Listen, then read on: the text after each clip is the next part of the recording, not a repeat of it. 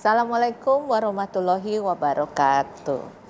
Teman-teman BPOH, kembali lagi kita mau bahas tentang hak waris ya bersama Mas Basri Adi. Thank you buat Mas Basri, datang lagi udah kesekian kalinya di studionya TV One ya, dan kali ini kita mau tetap juga bahas seputar hak waris. Betul. Ya. Tapi kondisinya banyak sekali yang mempertanyakan tentang hak waris untuk anak angkat. Ya. Nah, ini tentu saja mungkin dilihatnya dari sisi hukum perdata. Ya, karena kalau kita di hukum Islam kan tidak mengenal namanya anak angkat. Gitu. Nah, tempo hari itu kan ada kejadian yaitu di mana anak angkat itu sudah diakui sebagai anak angkat dan mungkin juga ada proses adopsi segala macam ya, secara hukum itu tercatat. Kemudian si ayah ini ternyata menikah lagi dan ternyata si ibu ini ibu baru ya ibu baru ini menuntut bahwa hak warisnya anak angkat ini dihapus begitu. Gimana itu menurut Mas Basri? Baik Bu, terima kasih kesempatannya. Ya, jadi memang berkaitan dengan anak angkat ini juga banyak menjadi salah satu topik ya berkaitan dengan sengketa. Karena kita di Indonesia memang belum banyak yang juga memahami bagaimana, kita nggak usah ngomong dulu sampai ke warisnya anak angkat, kita ngomongin dari sejak prosedur pengangkatan anak aja udah banyak yang nggak tahu.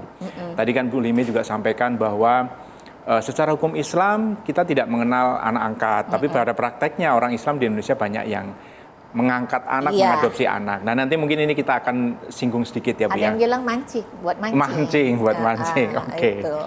Iya, jadi sebelum masuk ke kasus itu Bu ya, mungkin kita luruskan sendiri mengenai anak angkat itu. Jadi sebenarnya berkaitan dengan anak angkat itu banyak aturannya yang melingkupi. Tapi pada dasarnya sebenarnya malah ini ada bolongnya di KUH Perdata. Karena di KUH Perdata itu tidak menyinggung secara spesifik mengenai anak angkat. Itu kenapa banyak masalah di situ. Jadi anak angkat ini pertama kali diatur itu sebenarnya di aturan zaman Belanda, namanya Stadblad. Stadblad itu kayak lembaran negara gitu. Jadi zaman dulu kan kalau belum ada aturan ya diterbitkan aturan dalam bentuk lembaran negara namanya Stadblad itu. Nah, itu ada Stadblad tahun 1917, itu nomornya 129, itu mengatur tentang bagaimana prosedur pengangkatan anak gitu ya. Yang kemudian terus diperbaharui dan sekarang itu pengangkatan anak itu diatur sebenarnya lebih banyak di Undang-Undang Perlindungan Anak. Ya, jadi sebenarnya kalau kita ngomongin pengangkatan anak itu memang untuk kepentingan anak, bukan untuk kepentingan orang tuanya. Ya, tapi kan pada prakteknya sebetulnya banyak yang mengangkat anak lebih kepada kepentingan orang tua. Jadi di dalam Undang-Undang Perlindungan Anak disebutkan mengenai anak angkat, bahwa anak angkat itu adalah anak yang haknya dialihkan dari orang tua kandung atau wali sahnya ke orang tua baru. Jadi haknya dialihkan, gitu ya. Melalui namanya putusan atau penetapan pengadilan. Jadi ada kata-kata putusan dan penetapan pengadilan. Nah, pada prakteknya di Indonesia itu proses pengangkatan anak banyak yang menyalahi Undang-Undang Perlindungan Anak. Lalu kemudian kita juga punya namanya Peraturan Pemerintah Nomor 54 Tahun 2007 mengenai tata cara pengangkatan anak. Itu juga sama, gitu ya. Nanti ada beberapa aturannya. Nah, di Indonesia itu akhirnya yang menyalahi adalah pada saat melakukan pengangkatan anak atau adopsi atau mengangkat anak angkat tadi gitu ya, itu tidak melalui putusan pengadilan. Jadi saya kasih contoh yang umum banyak terjadi di Indonesia. Jadi misalnya lagi nengok ke rumah sakit, kemudian dilihat ada bayi lucu nih. Terus diambil. Karena petugas rumah sakitnya bilang nih orang tuanya kabur nggak bisa bayar gitu. Sedangkan nih anak cantik banget atau cakep banget gitu. Ya udahlah saya ambil. Begitu diambil sampai rumah terus datang ke RT, datang ke RW minta surat keterangan. Di Dukcapil kan nggak sempat ngecek ya, mungkin nggak ngecek juga ini si ibu pernah hamil atau enggak gitu kan. Begitu sudah ada pengantar dari RT RW dibuatkan namanya akte lahir, dimasukkan dalam kartu keluarga sebagai keluarga si bapak atau ibu tersebut. Nah, padahal prosedur seperti itu menyalahi pada dasarnya. Pertama menyalahi dari sisi tadi pengangkatan anak. Yang kedua menyalahi dari sisi undang-undang Adminduk namanya, administrasi kependudukan. Dan itu berpotensi masuk ke pelanggaran hukum pidana loh, Bu. Nah, tapi kan banyak yang tidak paham. Betul. Ya kan? Betul. Jadi lebih kepada ditengahkan rasa kemanusiaannya. Itu. Nah, itu. Jadi di sisi lain memang kemanusiaan, tapi ada sisi administrasi kependudukan harus diikutin. Tadi saya bilang, Bu, jadi ngangkat anak dengan cara yang seperti tadi itu berpotensi melanggar, salah satunya yang dilanggar adalah pasal 93 Undang-Undang Adminduk, administrasi kependudukan. Itu masuknya pelanggaran hukum pidana loh, Bu. Gitu. Jadi buat yang masih seperti melakukan praktek seperti itu harap diperbaiki. Oh, serem juga ya. Iya. Nah, itu baru ngomong dari sisi prosedurnya. Terus kemudian kita ngomong tata cara. Jadi mengangkat anak juga ada tata caranya, ada persyaratan-persyaratan yang harus dipenuhi. Pertama misalnya dari sisi anak. Anak yang boleh diangkat atau diadopsi itu umurnya nggak boleh lebih dari 18 tahun. Ya, jadi jangan berpikir, wah ini anak ini umur 25 tahun. Gede. Nah, itu nggak bisa ya, mohon maaf gitu, nggak boleh. Jadi anak yang diadopsi maksimal umurnya 18 tahun. Terus yang boleh mengadopsi itu usia 30 sampai 55. Artinya itu usia produktif.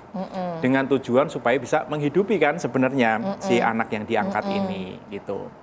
Nah, kemudian karena adanya pengangkatan anak melalui penetapan pengadilan tadi menimbulkan ada hak baru yang anak itu tadinya nggak punya, menjadi punya. Namanya hubungan keperdataan. Hubungan perdata antara anak ini dengan orang tua angkatnya. Salah satu hubungan perdata adalah hubungan waris tadi. Oke. Ini kan jadi sebetulnya kalau kita lihat bahwa prosedural dalam mengangkat anak tidak hanya sekedar diterbitkan adanya akta lahir. Betul. Ya kan, sebetulnya menerbitkan akta lahir aja kalau kita lihat udah salah karena kan bapak ibunya itu dicatatkannya siapa? Gitu. Iya kan, kalau dicatatkannya misalnya yang ngangkat, kalau begitu tes DNA itu pasti bermasalah tuh. Nah, kalau kayak begitu kan sebetulnya prosedural itu sangat panjang untuk bisa mengangkat seorang anak. Betul, Bu.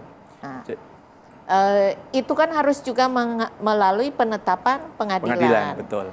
Nah, terkadang kan orang tua nggak kepingin anaknya tahu ini anak angkat nih. Iya kan, takut jadi omongan lah atau apa, iya kan, gitu. Nah, pada saat memberikan waris kepada anak angkat, itu ketetapan dari atau peraturan dari pemerintah itu seperti apa? Apakah bisa disamakan dengan anak kandung? Anak kandung. Oke.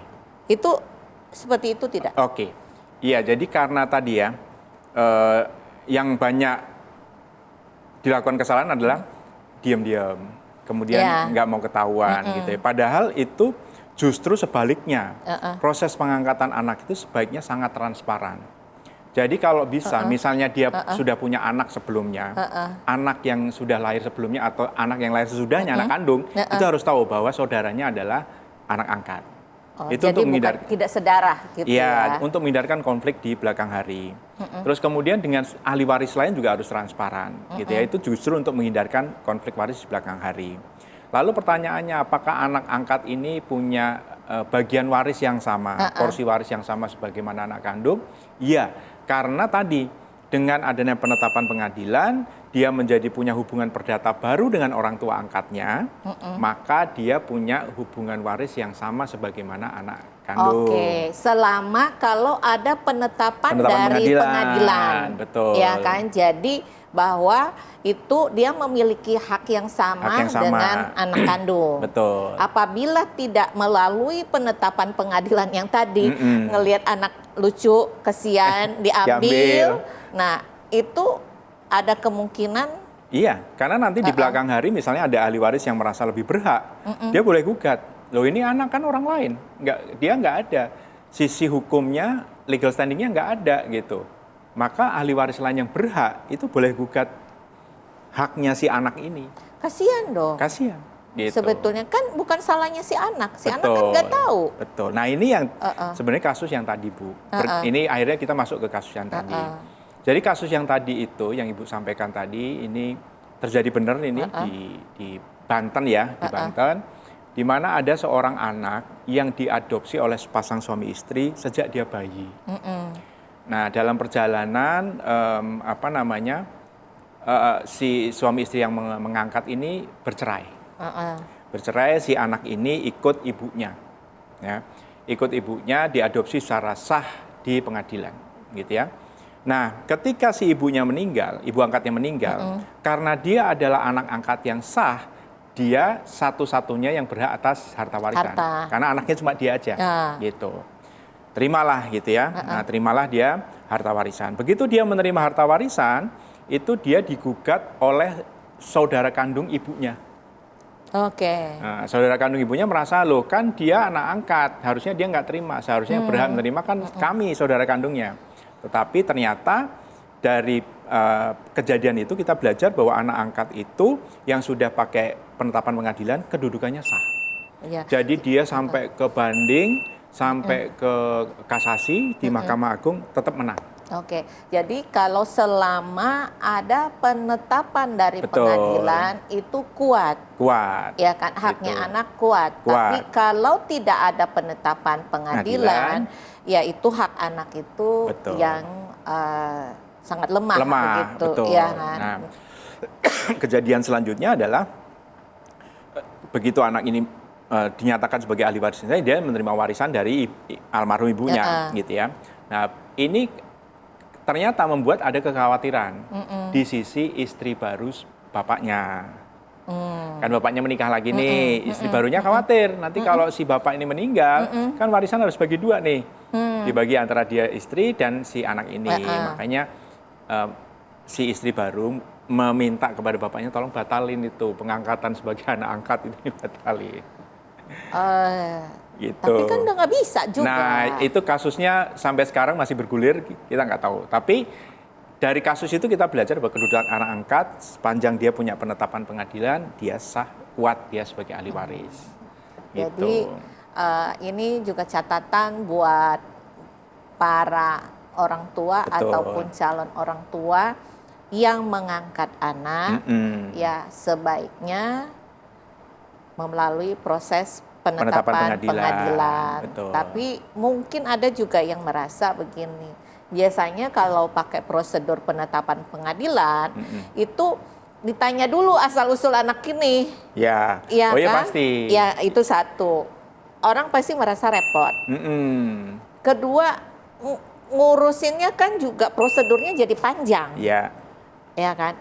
Kalau disetujui, kalau tidak disetujui, kan pasti juga pengadilan nggak serta-merta hanya memberikan walaupun katakanlah ada saksi ataupun rumah sakit yang menyatakan bahwa anak ini lahir orang tuanya nggak bisa membiayai persalinan, tapi kan juga ada hal yang misalnya yang dikhawatirkan ini kan hasil dari jual beli anak, betul. Itu yang sebetulnya yang dikhawatirkan betul. Nah, apa ya yang ibaratnya yang harus dilakukan?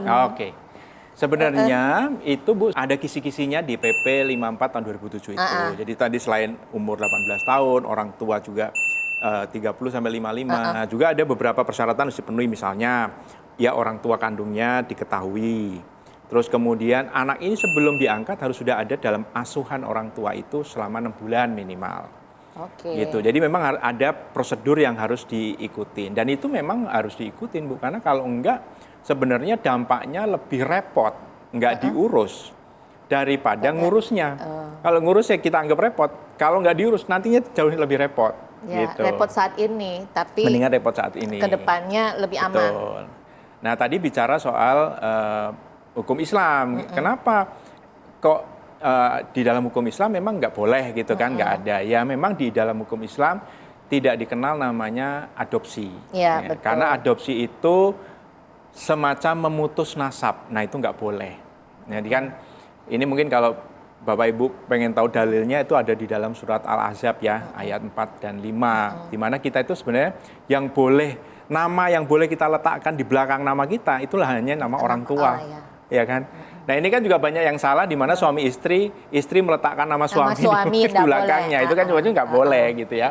Nah ini sebenarnya melatar belakangi kenapa di dalam Islam hanya boleh mengasuh, anak asuh boleh gitu ya. Menyantuni boleh, tapi memutus nasab itu nggak boleh. Jadi ya dalam Islam memang tidak dikenal namanya anak angkat. Lalu bagaimana nanti pada saat warisnya? Kalau hukum perdata tadi kan anak angkat kedudukannya sama seperti anak sah, ya akan terima warisan sebagaimana anak sah, gitu ya. Kalau dalam hukum Islam, karena tidak dikenal namanya anak adopsi atau anak angkat, maka anak adopsi atau anak angkat itu dianggap sebagai orang lain. Oke. Nah, kalaupun mau kasih ya berarti dalam bentuk hibah. Nah, wasiat ya kan? Atau hibah. Kan kita masih ingat ya kalau wasiat itu sebenarnya untuk memberi kepada orang lain kan.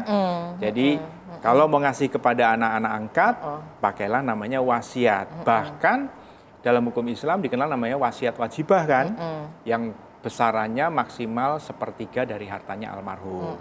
Itu. Nah itu diatur dalam hukum Islam karena memang berbeda cara memandang anak angkat ini, gitu Bu. Nah kalau kita ngomongin soal agama, ada yang bilang kenapa sih kok di Islam itu tidak mengenal adopsi? Nah ada yang bilang mungkin iya, karena kalau lu gedenya, kalau lu ngangkatnya, misalnya contoh saya ngangkatnya anak perempuan, dia itu bukan muhrimnya suami lu. Betul. Atau kalau ngangkatnya anak laki-laki, gedenya dia bukan muhrimnya lu. Benar. Gitu. Nah itu yang sebetulnya dihindari kan. Betul, gitu. betul. Itu. Nah, hanya saja gini, ada lagi, dulu saya ingat zaman saya di kampung, itu ada orang beli anak itu masih di perut. Oke. Ya kan, ibarat bukan beli lah. Mungkin kalau ngomong beli udah di-book agak dulu terlalu, ya. tapi sudah di-book. Udah Ibaratnya ya? Udah tahu ini anak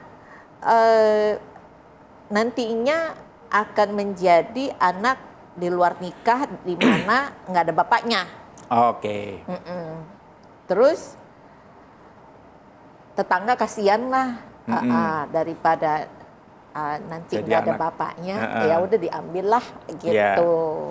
Nah itu seringkali kan juga kejadian seperti itu betul, kan. Betul. Dan itu praktek itu masih banyak terjadi Bu, banyak terjadi di Indonesia.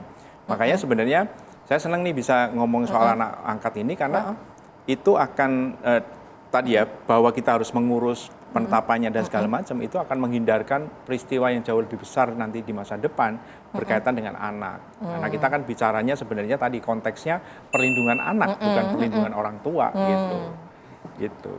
Nah kalau begitu misalnya nih yang udah terlanjur, ibaratnya sudah punya anak angkat.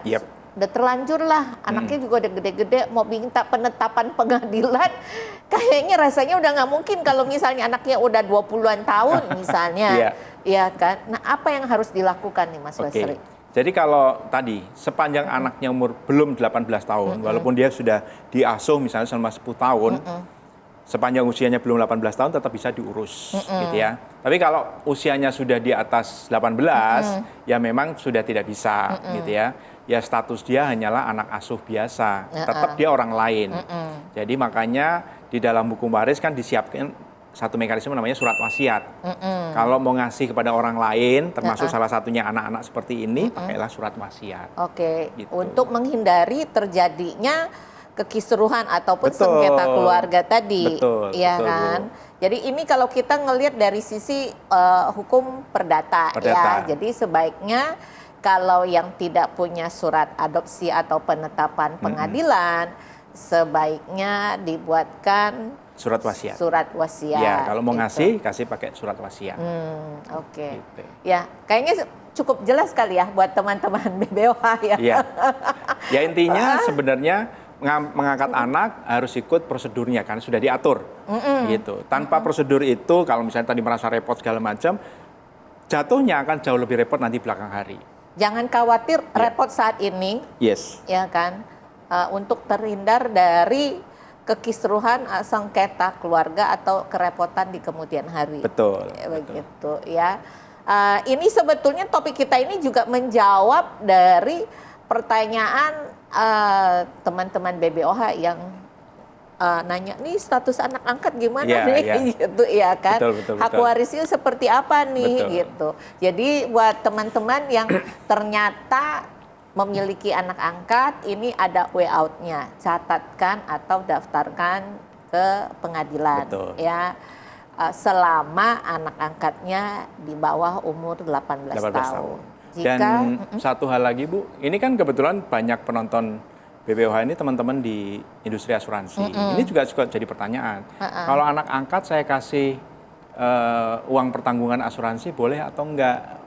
Gitu ya. Nah tadi balik lagi, sepanjang dia sudah diangkat dengan penetapan pengadilan, itu dia boleh menerima manfaat asuransi.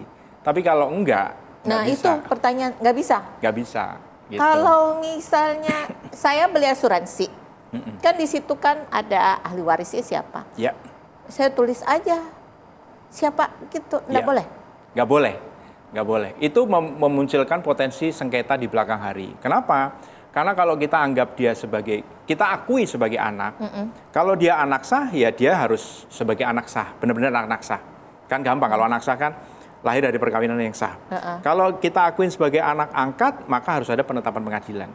Kalau tidak diakui sebagai anak angkat tapi tidak ada penetapan pengadilan, itu bisa digugat sama ahli waris yang sah. Loh dia siapa kok tiba-tiba dikasih gitu. Kan pada saat kita mengisi data, itu kan hanya ditulis bahwa ini akan diwariskan kepada siapa. Betul.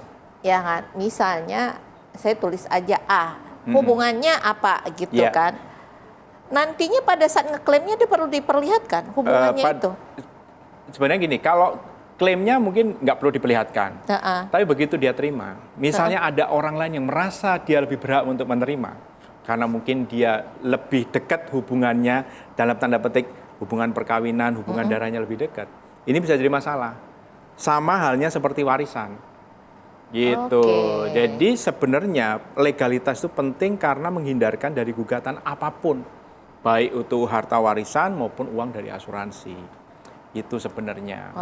Jadi sebetulnya asuransi pun meminta adanya kejelasan dari status seseorang. Betul. Terutama dalam hal ahli waris. Iya. Penerima warisan. Penerima manfaat ya. Iya, penerima sebagai manfaat. Anak, kalau dia diakui sebagai anak angkat, ya harus ada penetapan pengadilannya.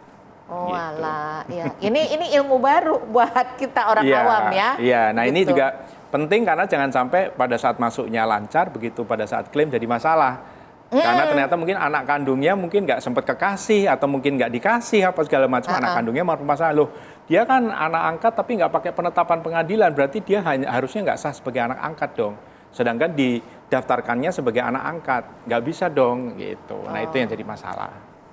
Gitu. Atau basisnya hanya kakak? Ya bisa jadi. Kan ada yang ibaratnya, mohon maaf ya, ada ART gitu kan. Ikut seseorang yang sudah puluhan tahun. Kemudian masuk tuh ke kakaknya si majikan. Udah dianggap keluarga. Gitu. Nah, jadi kalau masuk ke kakak, statusnya sebagai apa nih?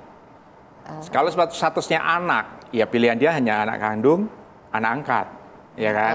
Kalau anak kandung udah jelas. Kalau anak angkat harus ada penetapan pengadilan. Kalau tidak ada penetapan pengadilan, maka orang lain yang mungkin merasa lebih berhak, itu berhak menggugat. Bahkan tadi Undang-Undang Adminduk bilang pasal 93 itu bisa dianggap sebagai pemalsuan dokumen. Karena Anda bukan anak, nggak ada bukti legal bahwa Anda anak gitu. Nah itu bisa dituntutnya lewat Undang-Undang Adminduknya, itu pemalsuan dokumen. Gitu. Jadi makanya harus hati-hati dalam kaitan status anak, ya, istri, ya kan. Sama aja kan, kalau istri kan lebih ke istri siri ya biasanya ya. Itu karena itu. Ternyata ya itu kembali lagi mumet ya. Iya, karena banyak yang nggak tahu Bu. Jadi ini mungkin simple, tapi kalau nggak dijalankan fatal gitu. Berkaitan dengan pengangkatan anak yang sesuai dengan hukum yang berlaku di Indonesia. Karena di lingkungan kita tuh banyak sekali ya, tuh. Betul. Iya kan? Betul. Yang anak itu diadopsi tapi tidak melalui jalur pengadilan. Betul. Gitu. Betul. Ya, karena nggak kepengen anaknya tahu bahwa dia itu anak pungut. Ya, istilahnya kan katanya anak bungut gitu kan. Gitu. Wah, luar biasa ya. Tapi paling tidak kita sudah tercerahkan hari ini ya kan, buat teman-teman yang memiliki anak angkat, uruslah suratnya segera. Sebelum usia anak 18 tahun. Oke, ya, kalau sudah lebih dari 18 tahun, kalau memang mau kasih harta buat anak angkatnya, bikin surat wasiat. Ya, oke. Oke, terima kasih Mas Basri. Sama-sama Ibu. Cukup jelas buat kita semua ya. Thank you buat sharingnya ke teman-teman BBOH. Thank you juga buat teman-teman BBOH atas waktunya menyimak dari diskusi kita kali ini ya. Terima kasih sekali lagi. Assalamualaikum warahmatullahi wabarakatuh.